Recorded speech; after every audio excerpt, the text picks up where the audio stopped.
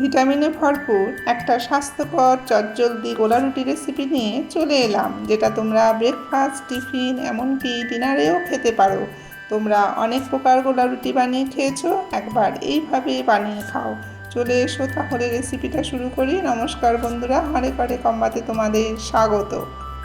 আগের দিন রাতে কাঁচা ছোলা, চিনেবাদাম, কাঠবাদাম, কিশমিশ, সোয়াবিনের বীজ ভিজিয়ে রাখা হয়েছিল। মোট 100 গ্রামের মতন হবে। এখন মিক্সিতে পেস্ট করে নিতে হবে। বাদামের সঙ্গে একসঙ্গে পেস্ট করার জন্য সকালবেলা ভিজিয়ে রাখা 50 গ্রাম মসুরির ডাল মিক্সিতে দিয়ে দিল একটা কাঁচা লঙ্কা। Paste ready. এবার একটা বড় পাত্রে ট্রান্সফার করে দিচ্ছে। এবার এক এক করে কী মেশানো হচ্ছে তোমরা ভালো করে দেখে নাও। প্রথমে দিল 1 টেবিল চামচ সুজি, অ্যাড হলো 1 বাটি আটা। এখন কিছুটা আটা রেখে দেওয়া হচ্ছে, পরে সেটা দিয়ে দেওয়া হবে। দিল 1 চামচ নুন। তোমরা তোমাদের স্বাদ অনুসারে নুন দেবে। আমরা নুন এবং তেল দুটোই কম খাই, তাই আমার ভিডিওতে তোমরা নুন এবং তেল দুটোই কম পাবে। এখানে মাঝারি সাইজের একটা পেঁয়াজ কুচিয়ে দেওয়া হলো। দিচ্ছে একটা টমেটো কুচি।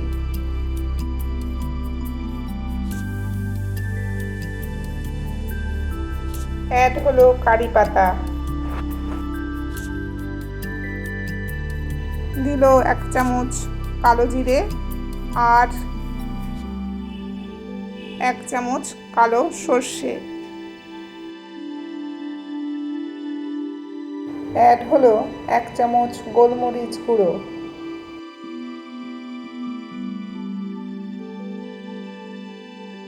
দিল একটা ডিম।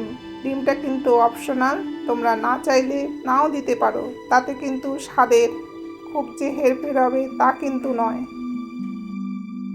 একটু মিশিয়ে নিয়ে ওর মধ্যে কিছুটা দুধ ঢেলে দিল। তোমরা দেখতেই পাচ্ছ এখানে হাফ কাপ দুধ নেওয়া হয়েছে। দুধ দিয়ে কিন্তু এটা মাখা হবে, কোনো জল অ্যাড হবে না। এবার ভালো করে মিশিয়ে নিতে হবে।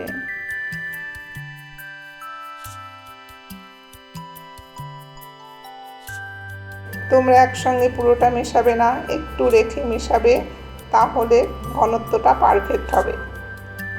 দিল বাকি দুধটা। তোমাদের দেখানো হলো না, এখানে 1 চামচ সাদা তেল দিয়ে দিয়েছে। দিল 1 চামচ টমেটো সস আর বাকি আটাটা। এবার ভালো করে গুলে নিচ্ছে। ঘনত্বটা দেখে নিলে ঠিক এই রকমই রাখবে। এবার ঢাকা দিয়ে 10 মিনিটের জন্য রেস্টে রাখা হলো। 10 মিনিট বাদে ঢাকনাটাকে খুলে নেওয়া হলো। দেখো জিনিসটা কি সুন্দরভাবে মজে গেছে। এবার চলো পরের ধাপে। প্যানটা গরম হলে ওর মধ্যে হাফ চামচ সাদা তেল দিয়ে দিল। এবার খুন্তি দিয়ে তেলটা পুরো প্যানে মাখিয়ে নিচ্ছে। অনেক সময় বাচ্চারা ছোলা বাদাম খেতে চায় না, এইভাবে করে খাওয়ালে ওদের খাওয়াটাও হয়ে যাবে, আর এটা খেতে তো দারুণই হয়। 1.5 হাতা ব্যাটার প্যানের মধ্যে দিয়ে দিল। এবার হাতাটা দিয়ে একটু গোলাকৃতি করে দিতে হবে।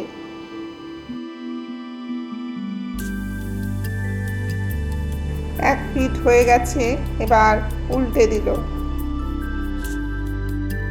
উল্টে দেওয়ার পর একটু চেপে চেপে দেবে। এই পিঠেও হাফ চামচ সাদা তেল দিয়ে দিল। চেপে চেপে দিলে ওর ভেতরে এক্সট্রা রসটা বেরিয়ে আসবে আর ভেতরের পাকটা খুব ভালো হবে। এইভাবে কয়েকবার উল্টে পাল্টে ভালো করে ভেজে নিতে হবে।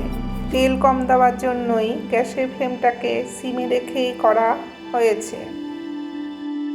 এবার দিল হাফ চামচ ঘি। কিছুক্ষণ রাখার পর কিন্তু নামিয়ে নিতে হবে। দেখো হয়ে গেছে, এবার নামিয়ে নিচ্ছে। এক একটা গোলা রুটি তৈরি করতে 7 মিনিট সময় নিয়েছে। আমার গোলাটা দিয়ে মোট 7খানা গোলা রুটি হয়েছে। এই গোলা রুটিটা এতটাই স্বাদের হয় যে তোমরা এটা শুধুই খেতে পারো। আজ আমি সামান্য টমেটো সস আর মিষ্টি দই দিয়ে খাবো। রেসিপিটা কেমন লাগলো কমেন্টে জানিও। ভালো লাগলে একটা লাইক করো আর পরিচিতদের মাঝে শেয়ার করার অনুরোধ রইল। তোমরা সবাই ভালো থেকো, সুস্থ থেকো। আবার দেখা হচ্ছে অন্য এক নতুন ভিডিওতে।